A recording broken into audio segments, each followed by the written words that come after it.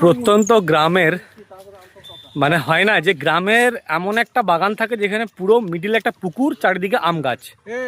সেই আম গাছের একজন মানে কেউ কন্ট্যাক্ট নিয়ে রাখে যে গ্রামের কেউ চুরি করতে পারবে না। আমার পিছনে দেখতে পাচ্ছেন সুন্দর একটা অ্যাটমসফিয়ার, সুন্দর একটা গ্রামের অনুভূতি। আর ঠিক ওই দেখুন পিছনে যেটা দেখা যাচ্ছে ওখানে কিন্তু লোকজন রাত্রেবেলায় থাকে আর তারা কিন্তু এটাকে আগলায়। তো এই আম, এই দেখুন দাদাকে বললাম যাওয়ার সময় দাদা একটা আম দেবে, দাদা বললো ঠিক আছে আসো। এই গাছের আমটা হচ্ছে কাঁচা মিঠা, মানে মিষ্টি, এই কাঁচাতেই মিষ্টি মিষ্টি আছে দেখি। ওরে বাপরে, এই দেখুন। আর এটা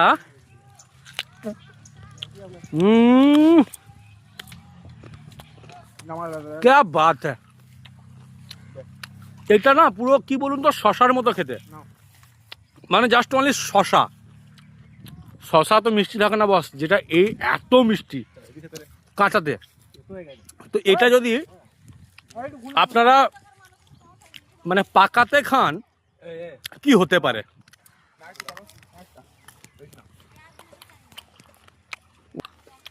দাদা পারছে।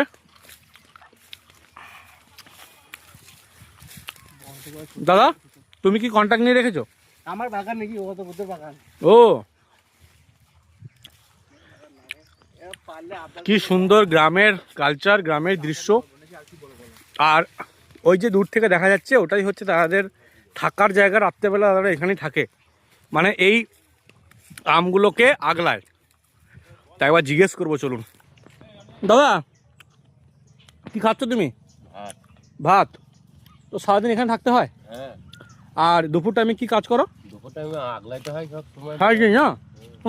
এখন এরকম ভয় যে কেউ পেয়ে নিয়ে চলে যাবে। পারে না কেমন। খুব ভালো লোক। হ্যাঁ সারাদিন তাহলে এইখানে থাকতে হয় এই এই ঘরটার মধ্যে। কোথায় বাড়ি তোমার? পড়াশোনা। পলসোনা। আমার বাড়ি বলগোনা। ঝড় বৃষ্টি জল দাদাদের এখানেই আস্তানা, কাঁচা মিঠা আম। একবার দাদাদের বাড়িটা দেখবেন যে কীভাবে ওনারা কষ্ট করে থাকে। এইটা হচ্ছে দাদাদের বাড়ি, রাত্রেবেলা এখানেই ঘুমায়, সুন্দর করে বানানো হয়েছে। এই দেখুন ওপরে ত্রিপল, আর এই আম আগলাচ্ছে। এই আম যখন পাকবে তখন দাদারা বিক্রি করবে, আম গ্রামেই শেষ হয়ে যায়, তাই না দাদা? আম তো বাইরে থেকে নেওয়ার কেউ নেই, গ্রামে সব নিয়ে নেয় না লোকজন। গ্রামে গ্রামে বেচতে হয়। হ্যাঁ